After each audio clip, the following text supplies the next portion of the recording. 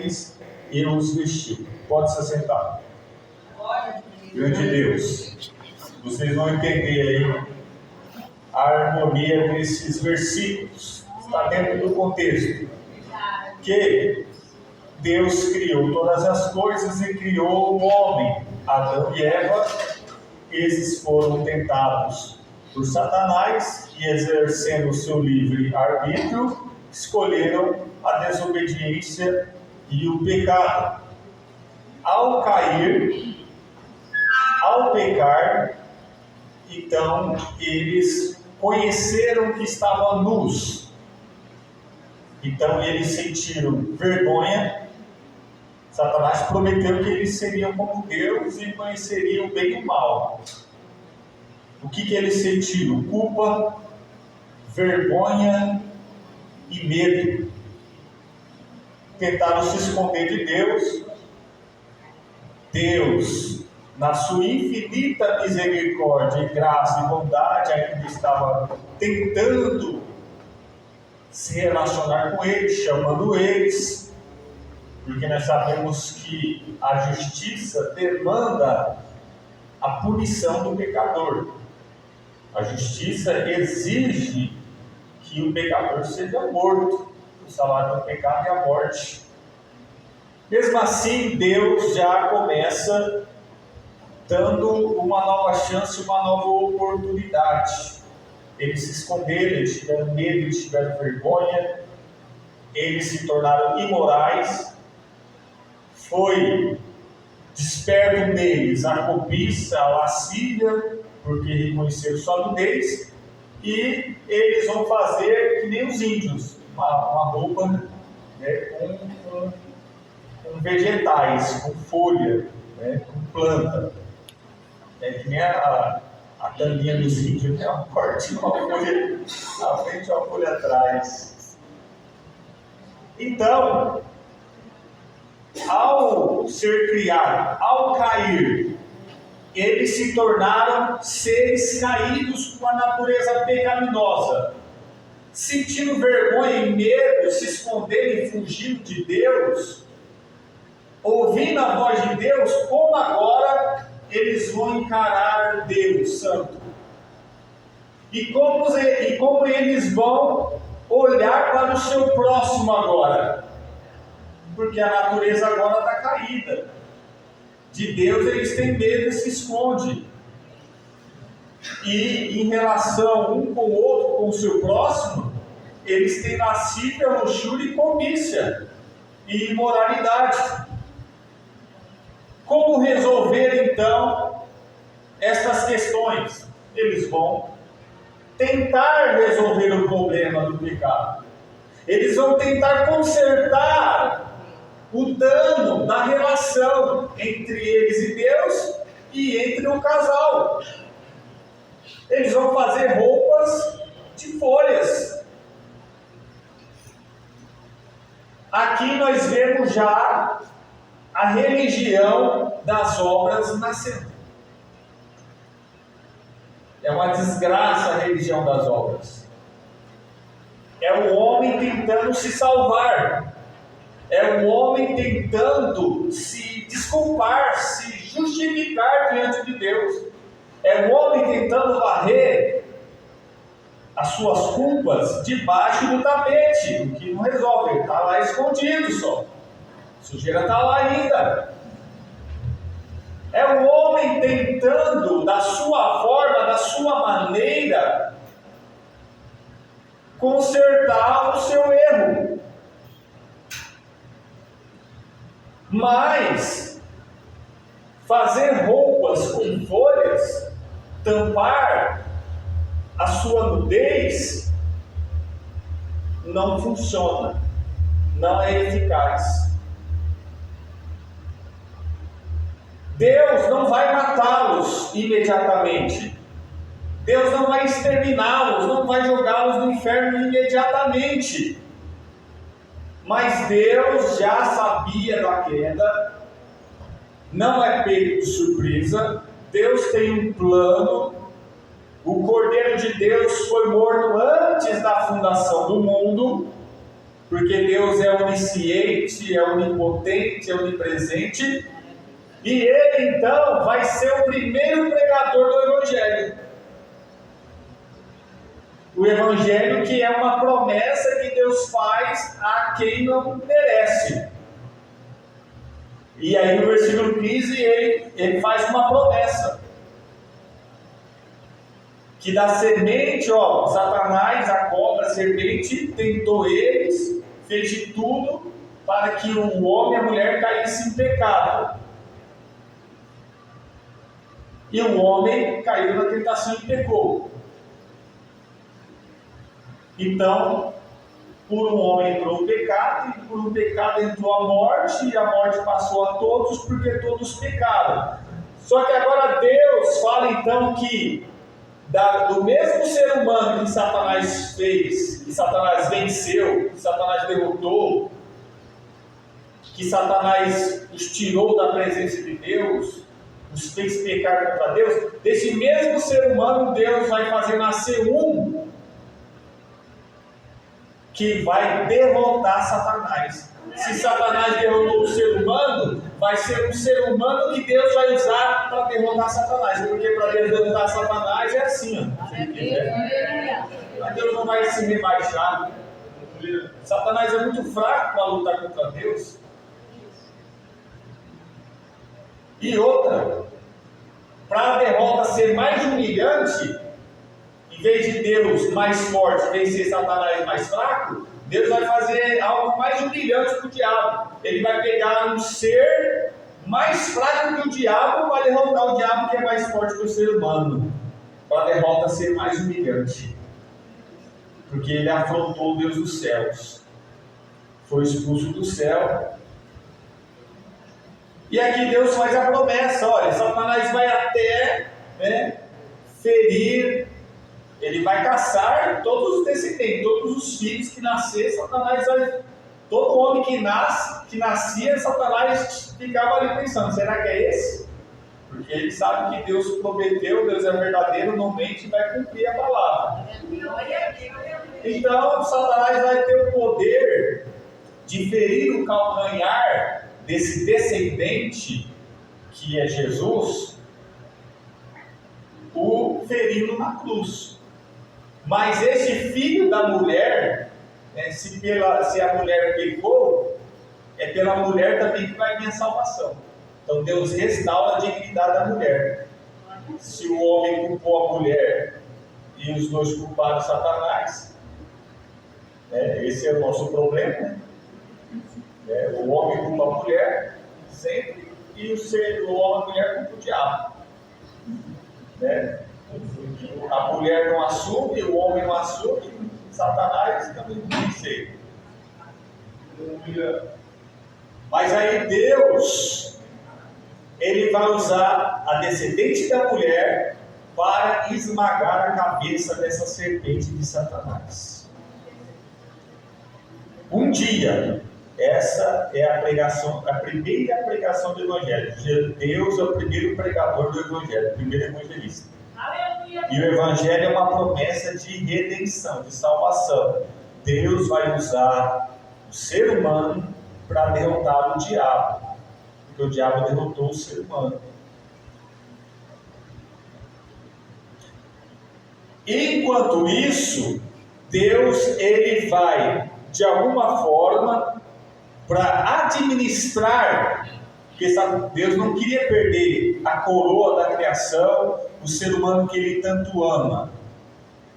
Então, Deus ele vai mostrar sua provisão, sua bondade, sua misericórdia, de forma gradativa, ele vai desenvolvendo isso.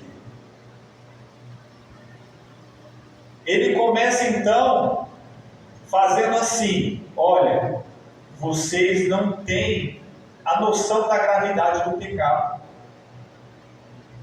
Vocês nem têm noção do perigo, do mal que vocês fizeram. Vocês não têm a medida da ofensa e das consequências. Eles vão receber toda a sentença de maldição. A mulher vai receber uma sentença de maldição, o homem e toda a terra. Mas Deus vai lá, sacrifica um animal, pega a pele deste animal e faz uma roupa, uma túnica para cobrir Adão e Eva. Vocês não sabem se vestir, vocês não podem se salvar, vocês não sabem lidar com a culpa, com a vergonha. Vocês fizeram roupas de folhas, mas isso não serve. Mas para dar ainda um tempo de vida para vocês, para administrar a vida de vocês, eu de maneira provisória vou prover um meio de perdão, de oportunidade, que é mostrando para eles que o pecado não é um problema simples, é causa de vida ou morte. Está entendendo? Glória a Deus. Então, um inocente, é claro que aqui é o começo da revelação. Deus vai desenvolvendo isso ao longo da história. Ele vai pegar um animal que é inocente, porque alguém inocente, sem pecado, teria que pagar com a própria vida. Só uma vida sem pecado pode pagar o preço que a justiça de Deus exige, porque o salário do pecado é a morte. Mas a morte de Adão e Eva não iria pagar o pecado, porque eles são pecadores, é uma vida pecaminosa, é um sacrifício sujo, é um sacrifício nojento, porque ele já está contaminado com o pecado. O sacrifício, depois, mais para frente, você vai ver que tem que ser sem defeito, sem mancha, sem mácula, deve ser novinho, deve ser o primogênito.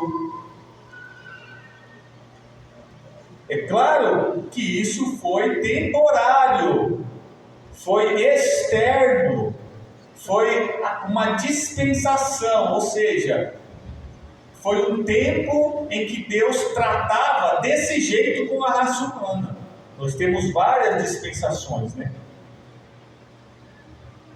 Então Deus vai pegar esta pele desse animal inocente que foi morto. É claro que com certeza este sangue, esta vida desse animal serviu como um perdão temporário, e a pele do animal vai cobrir a vida, o corpo deles. Então, ao cobrir a nudez, porque eles estavam de seminus, seminus aí. Então a nudez ali era como se simbolizasse o pecado, e Deus cobre com uma túnica. E isso significa que Deus estava cobrindo o pecado deles. Eles não conseguiram cobrir, porque fizeram só uma folhinha, não cobriram quase nada.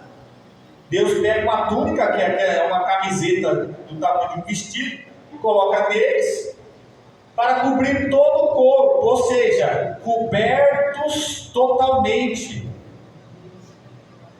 Por isso que o sangue de Jesus nos cobriu de todo o pecado e nos lavou de todo o pecado. É por isso que nós se revestimos de Cristo. É por isso que nós vestimos as roupas de Cristo. Quando Deus olha para Adão e Eva, ele vê um animal inocente que foi morto.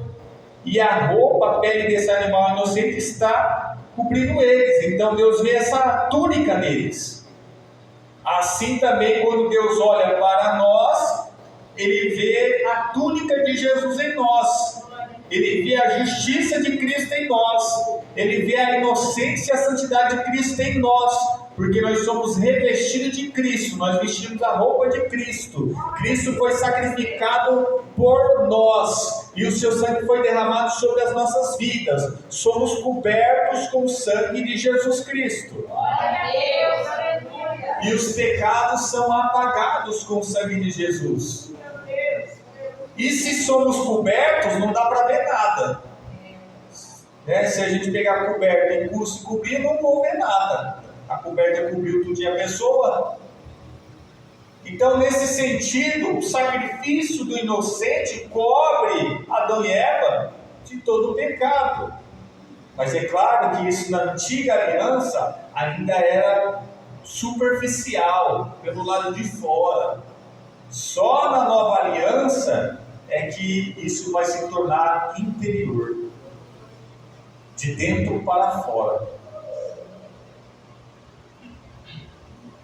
Então nós entendemos que aqui, meus irmãos, nós temos o Evangelho de Jesus Cristo em Gênesis capítulo 3.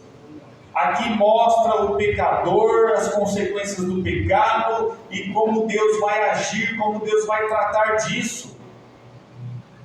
Assim, nos dias de hoje, os homens tentam se salvar através da religião, através das boas obras. Eles estão vestindo folhas de figueira. Eles estão tentando varrer a sujeira debaixo do tapete. É a religião das obras, que o homem acha que ele pode consertar. Ele acha que ele pode se arrumar, se aprumar, se alinhar. Não consegue. Deus não aceita. Por quê? Porque isso é pouco. O pecado é questão de vida ou morte. Fazer boas obras não vai resolver. Obedecer regrinhas não vai resolver. Dar um de moralzinho, bonitinho, educadinho não vai resolver. Dar dinheiro, cesta básica, marmita não vai resolver. Isso é muito pouco. O pecado é muito mais grave. Vale muito mais. A alma é caríssima. Nenhum homem pode pagar pelo resgate do seu irmão, do seu próximo, diz a Bíblia.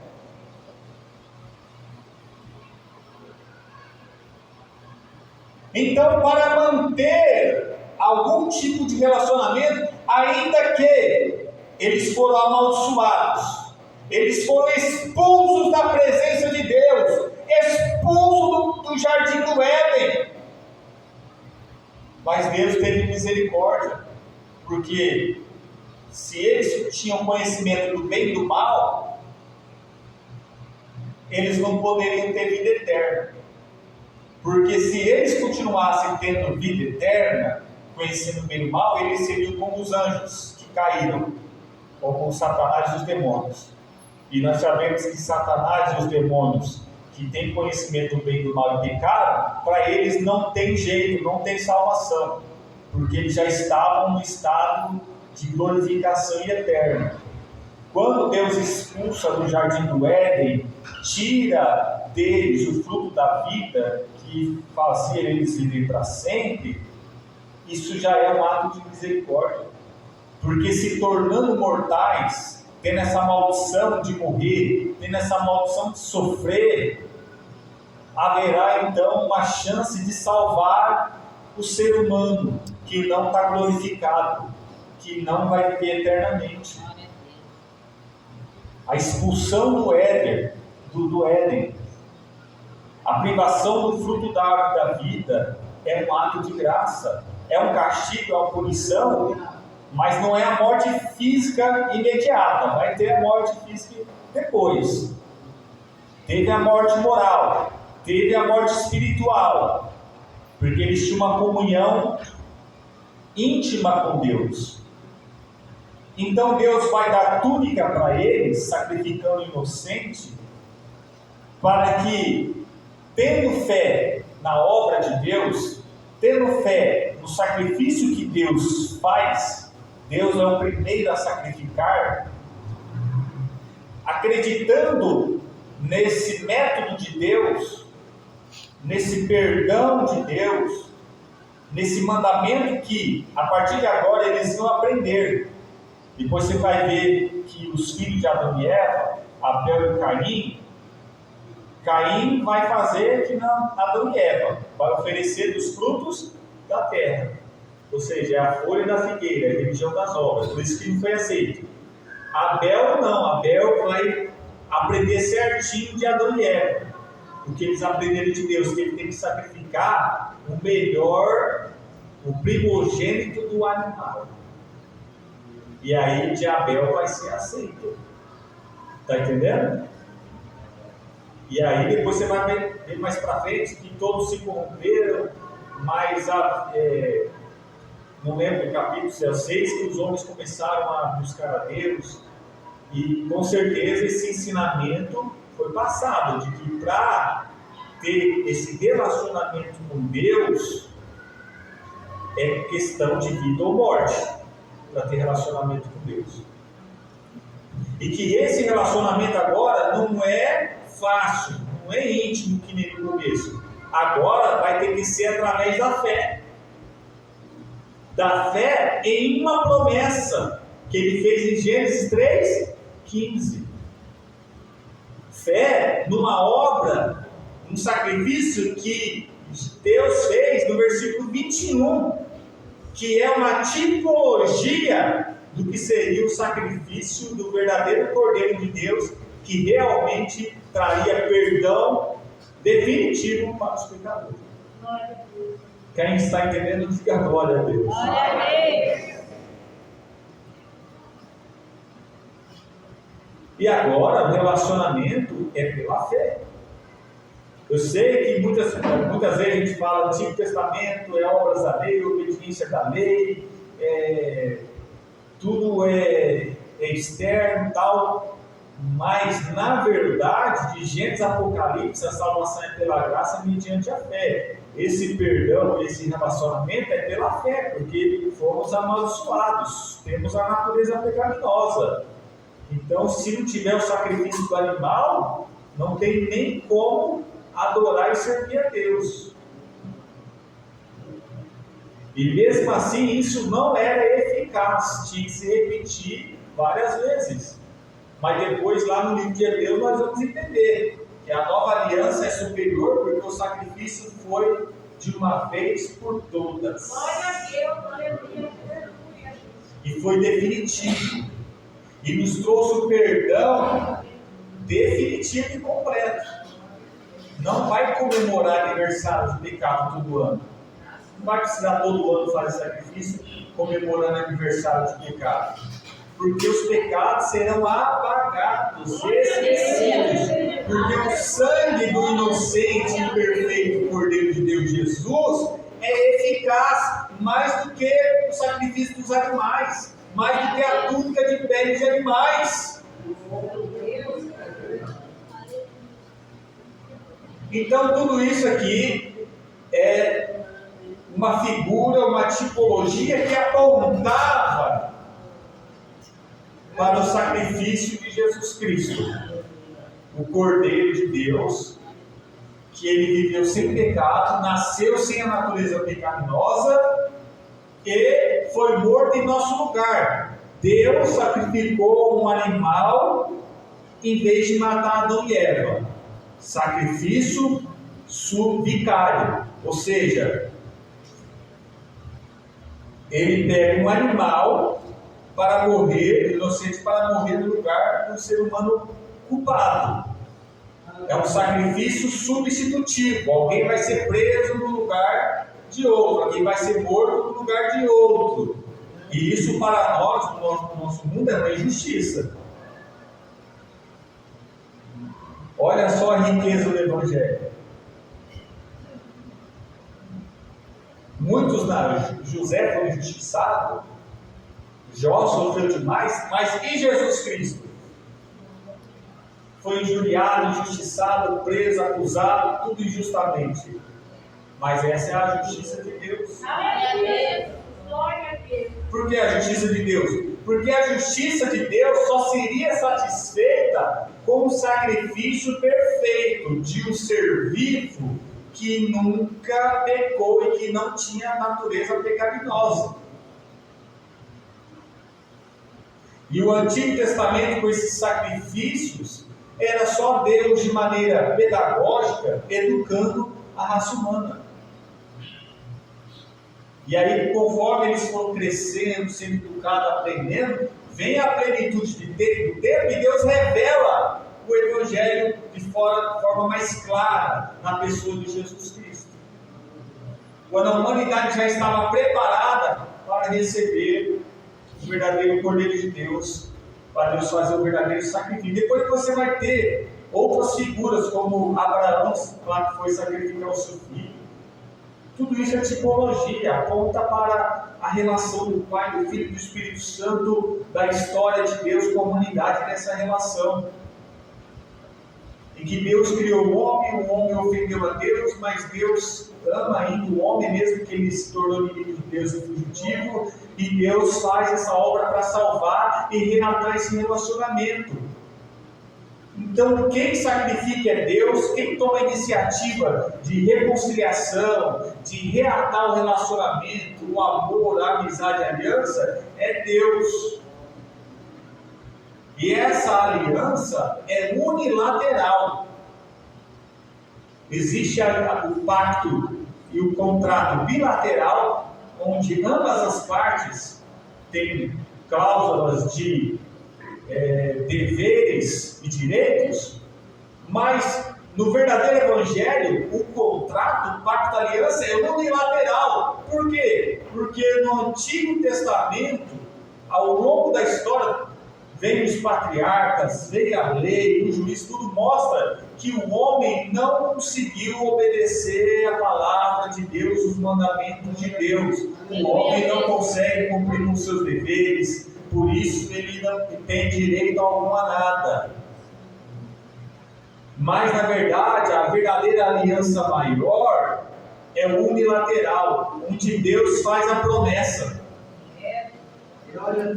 E você responde como? Com fé.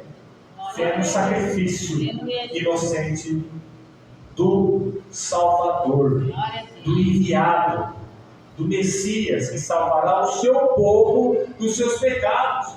Por isso o ser humano, por toda a sua vida, tem suas vergonhas, tem suas culpas, os seus traumas, suas dores, seus sofrimentos, tem os seus remorsos, arrependimento dos seus erros, dos seus fracassos, e o tempo não volta para ele arrumar, para ele consertar. Ele perde mulher, ele perde filho, perde família, perde emprego, ele perde um monte de coisa, ele se dá mal em muitas coisas, ele anda errante, ele anda se escondendo, fugitivo de Deus, mesmo sem ter consciência disso. E quando a mente, a consciência começa a pesar, e quando chega no fim dos seus dias,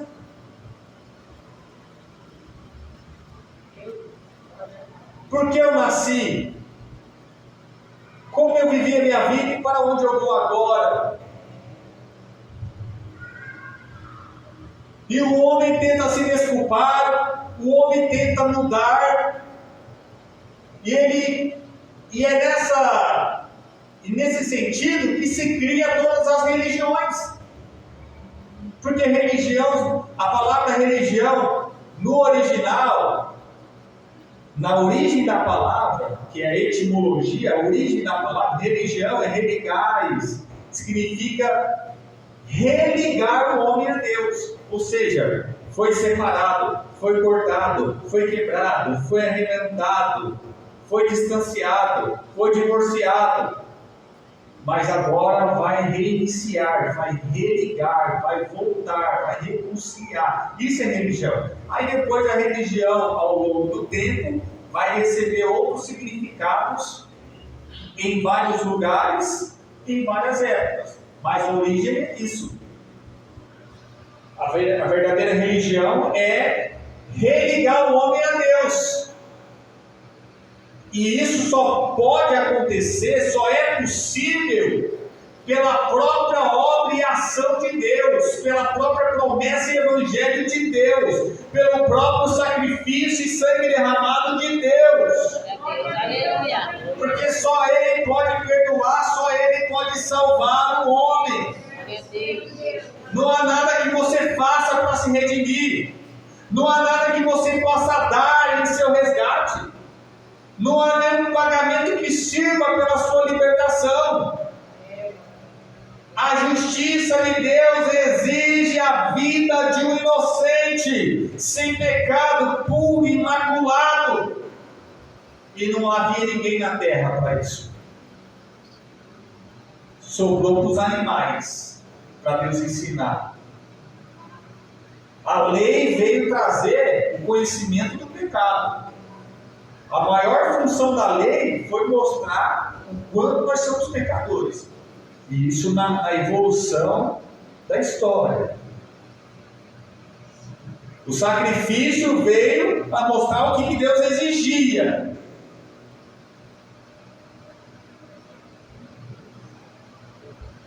A religião das obras versus o Evangelho. O Evangelho, a salvação é pela graça de Deus. O sacrifício de Jesus na cruz. Mediante a fé. A fé no quê? Nas folhas que você fez e colocou em você mesmo? Fé nos seus esconderijos, onde você pode disfarçar seus pecados, sua lascívia, sua luxúria? Não, fé no animal que Deus sacrificou, fé do cordeiro que o próprio Deus vai oferecer na cruz do Calvário. E o homem, entendendo a gravidade do seu pecado, ele vai ver o valor do perdão e do sacrifício. Glória a Deus, aleluia, Jesus. E isso tudo vai gerar amor, serviço, adoração, devoção a Deus e a Jesus. Glória a Deus. Mas toda a fé e confiança que você tem em você mesmo, que você faz, nas suas boas obras, na religião das obras, só faz você ser orgulhoso, soberbo, vaidoso, e que não serve para você se aproximar de Deus. Pelo contrário, só faz você se distanciar. Aleluia, Jesus. Glória a Deus. Por isso que fala, né, nosso ditado popular: venha como estás. É um ditado popular, mas está correto, porque é assim mesmo. Não importa quem você seja, você nunca vai resolver isso. Você é incapaz. Você é um escravo. Você está dominado pelo poder do pecado. Você precisa de um libertador, de um resgatador, de um redentor, de um salvador, de perdão. Isso não vem de você, é dom de Deus. Isso é graça, meus irmãos. Receba a graça de Deus.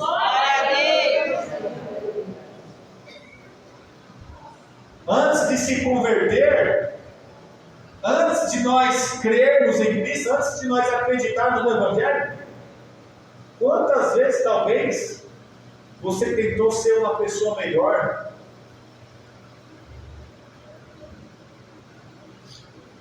O máximo que nós conseguimos é fazer uma tanguinha, uma sunguinha, um maiô, um biquíni. O máximo. E achando que estava bom, que isso já me faz pertencer ao céu. Engano do coração pecaminoso. Mas aí só quando você realmente aceitou Jesus é que você pode sentir, perceber a transformação de dentro para fora. Glória a Deus, Um novo aleluia. coração, Aleluia, um novo espírito, Glória a uma Deus. nova mente, uma nova vida. Glória a Jesus. E tudo isso não foi você que fez, Glória a Deus. foi Jesus que fez. Glória a Ele Deus. fez tudo. Você recebeu. Aleluia. E é isso que nós vamos comemorar aqui. Aleluia. É isso que nós vamos celebrar. O pecado nos separou de Deus. O pecado nos tornou sujo, podre, fedorento. Não dá mais para falar com Deus, se aproximar de Deus, andar com Deus e ver com Deus. Mas Deus não vai perder para Satanás. Glória a Deus. Ele então promete o Evangelho. O Evangelho faz uma promessa de salvação. E no versículo 21 ele faz algo provisório. Porque o descendente vai vir só mais depois de alguns milhares de anos, né? Mas todos aqueles que de Gênesis até o Evangelho creu nessa promessa, Gênesis 3,15, foi salvo pela fé na promessa do Evangelho. Glória a Deus. Como que os homens santos do Antigo Testamento foram salvos? Você vai ver lá em Romanos, em Gálatas, que Abraão foi salvo porque ele creu em Deus. Até em Gálatas fala que Deus pregou o Evangelho para Abraão e Abraão creu. Deus pregou o Evangelho a Abraão e ele creu, foi justificado pela fé. E as obras dele foi resultado da fé dele, não a causa. Então as nossas boas obras não é para nos salvar. Ela é a consequência, o resultado de alguém que teve fé para ser salvo.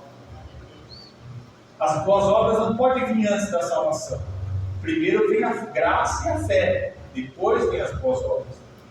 Mas a religião das obras quer colocar primeiro as boas obras e depois achar que está tudo bem. Quando não, os pecados ainda não foram removidos. A consciência ainda não foi limpa. Mas no Evangelho, a salvação é profunda.